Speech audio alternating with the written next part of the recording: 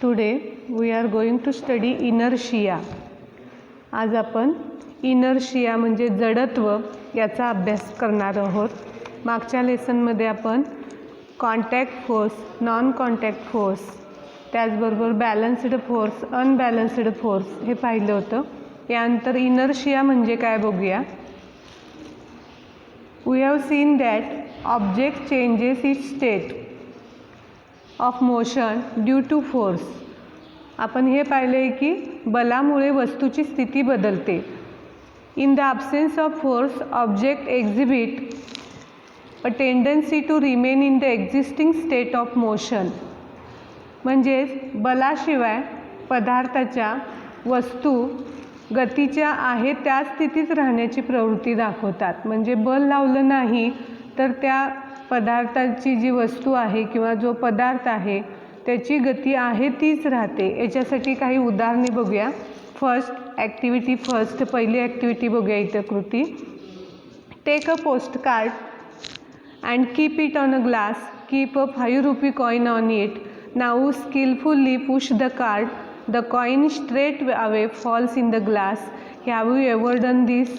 बघा, एका काचेच्या पेल्यावर पोस्ट कार्ड ठेवायचं आहे आणि त्यावरती 5 रुपयाचे नाणे ठेवले. आता पोस्ट कार्डला जोरात टिचकी मारली तर ते नाणे काय होते, सरळ पेल्यात पडते. नाणे काय होते, सरळ पेल्यात पडते. म्हणजे त्या नाण्याची स्थिती होती तीच राहते त्याच्यामध्ये. यानंतर सेकंड ॲक्टिव्हिटी आहे त्याच्यामध्ये. Activity second. Hang a half a kg of mass to a stand with string 1. Tie another string 2 to the mass and keep it hanging. Now pull the string 2 with a jerk and the string 2 breaks but the mass does not fall. Heavy mass does not move. Now pull the string 2 slowly. The string 1 breaks and the mass falls down.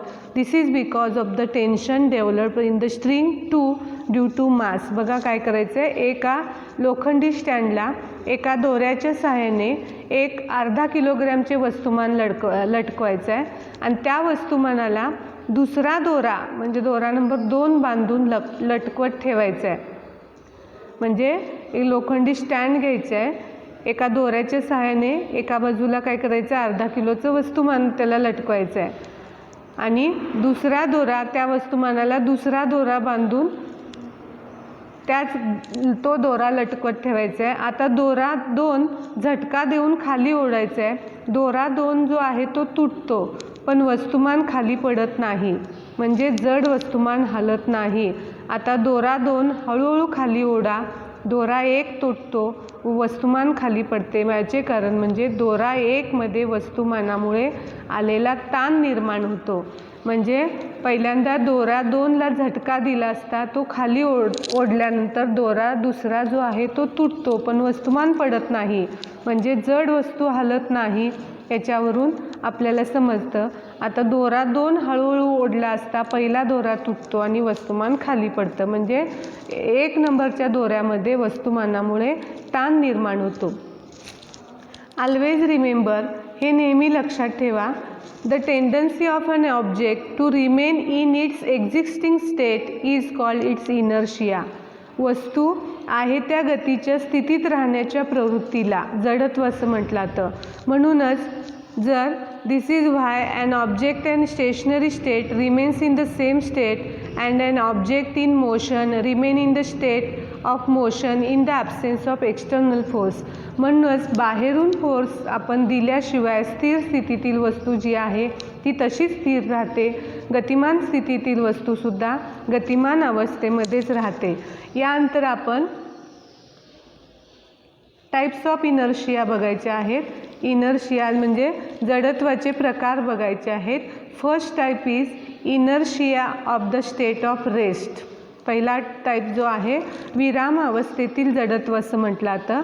An object in the state of rest cannot change its state of rest due to its inherent property and this property is called the inertia of the state of rest. म्हणजे वस्तूच्या ज्या स्वाभाविक गुणधर्मामुळे ती आपल्या विराम अवस्थेत बदल करू शकत नाही त्यास विराम अवस्थेचे जडत्व म्हणतात. उदाहरणामध्ये याच्यामध्ये जर आपण बसमध्ये बसलेलो आहे आणि बस अचानक जर सुरू झाली, प्रवासी काय होतात, मागच्या दिशेने फेकले जातात. Then second, inertia of motion. दुसरा टाईप आहे ह्याच्यामध्ये इनर्शिया ऑफ मोशन म्हणजेच काय, गतीचे जडत्व. The inherent property of an object due to which its state of motion can not change is called its inertia of motion. म्हणजे वस्तूच्या ज्या स्वाभाविक गुणधर्मामुळे गतिमान अवस्थेतील बदल होऊ शकत नाही, म्हणजे वस्तुमान गतिमान आहे आणि त्याच्यामध्ये बदल होऊ शकत नाही, याला इनर्शिया ऑफ मोशन असं म्हटलं जातं. म्हणजे गतिमान अवस्थेतील वस्तूमध्ये असणारं. For example, revolving electric fan continues to revolve even after it is switched off. म्हणजे काय होतं, फिरणारा विजेचा पंखा जो आहे बंद केल्यानंतरही काही वेळ फिरत राहतो, तसाच फिरत राहतो. Passengers sitting in the running bus get a jerk in the forward direction if the bus suddenly stop.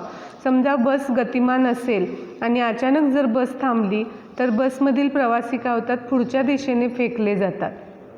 याला काय म्हटलं जातं, तर गतीचे जडत्व म्हणतात. Then third type is directional inertia. The inherent property of an object due to which the object can not change the direction of its motion is called directional inertia. म्हणजे वस्तूच्या ज्या स्वाभाविक गुणधर्मामुळे ती आपल्या गतीची दिशा बदलू शकत नाही, म्हणजेच दिशा जी आहे ही बदलू शकत नाही, याला दिशेचे जडत्व असं म्हटलं जातं. पहिला टाईप बघितला आपण रेस्टमध्ये वस्तू असणारी, दुसरा टाईप बघितला मोशनमध्ये असणारी, आणि तिसरा टाईप म्हणजे डायरेक्शन जो आहे, ही डायरेक्शनसुद्धा आहे अशीच डायरेक्शन राहते. For example, if a vehicle in motion along a straight line suddenly turns, the passengers sitting in it are thrown opposite to the direction of turning. म्हणजे जर गतिमान वाहन असेल आणि सरळ रेषेत असेल, अचानक जर वळण घेतलं तर प्रवासी त्या वळणाच्या विरुद्ध दिशेला फेकले जातात. याला डायरेक्शनल इनर्शिया असं म्हटलं जातं. Then pressure. यानंतर आहे आता प्रेशर. प्रेशर म्हणजे काय, तर दाब म्हटलं जातं प्रेशरला. You must have observe the tyres of 2 wheelers and 4 wheelers getting pressurised. दुचाकी आणि 4 चाकी वाहनं जी असतात यांच्या टायरमध्ये हवा भरताना तुम्ही बघितलं असेल. The air filling machine has a pressure indicating dial or a digital meter showing the digital reading of pressure. आणि हवा भरण्याच्या या यंत्रावरती दाब दर्शवणारी तबकडी असते किंवा डिजिटल मीटरवर दाबाचे आकडे दिसतात. The machine feels the pressure to a certain value. यंत्राने एका विशिष्ट मूल्यापर्यंत टायरमधील दाब काय केला जातो, वाढवला जातो. You are aware that a force has to be applied for filling air in the bicycle tyre with a hand pump. जर तुम्ही हातपंपाने सायकलच्या टायरमध्ये जर हवा भरताना बघितलं असेल तर बल लावावे लागते. By applying force air pressure is increased and then the air is pushed in to the tyre. बल लावून किंवा हवेचा दाब वाढवून ती टायरमध्ये भरली जाते. आणि are there force and pressure related. बल आणि दाब यांच्यामध्ये काही संबंध आहे का, हे आपण एका ॲक्टिव्हिटीने बघू. ॲक्टिव्हिटी थर्ड इथं दिलेली आहे. कोणती ॲक्टिव्हिटी आहे बघा. Take a some sharp pointed nails and push them in to wooden plank by hammering on the heads. काय करायचे, काही टोकदार खिळे घेऊन हातोडीच्या सहाय्याने एका लाकडी फळीत ठोकायचे. त्यातला एखादा खिळा जो आहे, now take a nail and hold it with its head on the plank and hammer it down from the pointed end. काय करायचं आहे, एखादा खिळा तो खिळ्याच्या डोक्याच्या बाजूने फळीवर टेकून डोक्याच्या बाजूवरती हातोडीने ठोकायचा प्रयत्न करायचा आहे. काय होतं बघायचं आहे.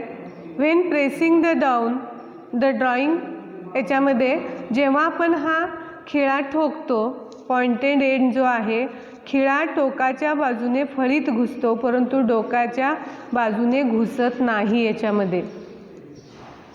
म्हणजे जेव्हा आपण खिळा ठोकत असतो त्याला 2 बाजू असतात, एक सपाट असते आणि एक टोकदार असते बघा.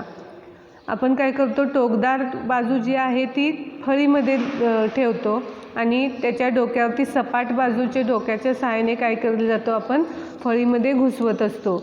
म्हणजे खिळा जो आहे त्या टोक जे आहे त्या टोकाच्या बाजूनेच फळीत घुसतो.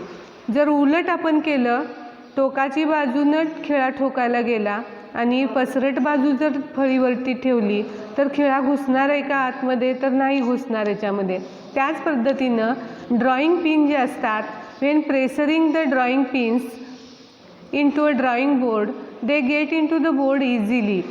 ड्रॉइंग पिन जे असतात या पिनासुद्धा टोचत असताना त्याच्यावरती सुद्धा बघा एक बाजू सपाट असते आणि एक बाजू टोकदार असते. जर टोकदार बाजू ड्रॉइंग बोर्डवरती घातल्या आणि डोक्याच्या बाजूने काय केलं तर आपण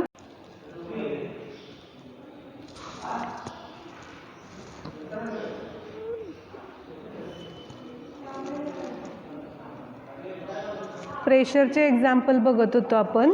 यामध्ये खिळा आणि पिनांचे एक्झाम्पल बघितले होते. पिनसुद्धा जर त्याची टोकदार बाजू जर ड्रॉइंग बोर्डवरती घुसवली तरच पिन टोचली जाते, नाहीतर आपण उलट दिशेने जर पिन टोचायला गेलो तर काय होतं, आपल्या अंगठ्याला इजा होण्याची शक्यता असते. What does the simple experiment tell? या दोन एक्सपेरिमेंटवरून आपल्याला काय समजतं तर the nail easily penetrate in to the wood from its pointed end. म्हणजे खिळ्याचे जे टोकदार एंड जे आहे हे लाकडामध्ये लगेच घुसू शकतं, सहज घुसू शकतं. From this you will notice that when a force is applied on the head of the nail it is easily to hammer it in to the plank. आणि त्यामुळे त्याच्यावरती आपल्याला बल जो आहे खिळ्याच्या डोक्याकडून आपल्याला बल जो आहे हा खिळा लावल्यास खिळा काय होतं, फळीत ठोकणे सोपं होतं. म्हणजे बल डोक्याकडून लावलं तर खिळा फळीत सहजपणे जाऊ शकतो, हे लक्षात येतं याच्यावरून. यानंतर जे आहे हे सेल्फ स्टडीला आहे. यूज युअर ब्रेन पॉवर जे आहे सेल्फ स्टडीला घेतलेलं आहे. त्यानंतर the force exerted perpendicularly on a unit area is called pressure. एकक क्षेत्रफळावरती लंब दिशेत प्रयुक्त असणाऱ्या बलास दाब असं म्हटलं जातं. Pressure equal to force upon area on which the force in applied. म्हणजे दाब म्हणजे काय तर बल भागिले ज्यावर बल प्रयुक्त केलेले आहे ते क्षेत्रफळ, याला दाब असं म्हटलं जातं. Presently, we are considering only the force acting on an area in a direction perpendicular to it. सध्या आपण केवळ एखाद्या पृष्ठभागावरील त्यास लंब असलेल्या बलाचा विचार करत आहोत. यानंतर युनिट ऑफ प्रेशर, दाबाचे एकक बघूया आपण. The SI unit of force is newton. बलाचे एकक जे आहे SI पद्धतीत न्यूटन हे आहे. Area is measured in metre square. क्षेत्रफळ जे आहे मीटर स्क्वेअरमध्ये मेजर केलं जातं. Therefore the SI unit of pressure is newton per metre square. म्हणजे दाबाचे जे एकक जे आहे हे एकक काय असणार आहे तर न्यूटन पर मीटर स्क्वेअर असणार आहे. It is also known as pascal. यालाच काय म्हटलं जातं, पास्कलसुद्धा असं म्हटलं जातं. In atmospheric science the unit of pressure is bar. हवामानशास्त्रात दाबाचे एकक बार ए आहे, BAR बार हे आहे. 1 बार इक्वल टू 10⁵ पास्कल. 1 बार बरोबर 10⁵ पास्कल असं म्हटलं जातं. Pressure is a scalar quantity. दाब ही जी आहे ही अदिश राशी आहे. If area increases pressure reduces for the same force and if the area decreases the pressure increases by the same force. म्हणजे क्षेत्रफळ वाढले की बलाचा दाब कमी होतो आणि क्षेत्रफळ कमी झाले की त्या बलाला दाब जो आहे हा वाढतो. For example, due to natural adoption the bottom surface of camels feet are broad. Hence the camels weight is exerted on a large area and the pressure on the sand is reduced. This is why camels' feet do not penetrate into the sand and it becomes easy to walk. म्हणून काय होतं बघा, उदाहरण जर घेतलं, उंटाच्या पायाचे तळवे कसे असतात, पसरट असतात आणि त्यामुळे उंटाचं वजन इतकं असूनसुद्धा ते अधिक पृष्ठभागावरती पडतं आणि वाळूवरती त्याचा दाब कमी होतो आणि म्हणूनच उंटाचे पाय वाळूत घुसत नाहीत, त्याला चालणे सोपे होते. जर पाय पसरट नसते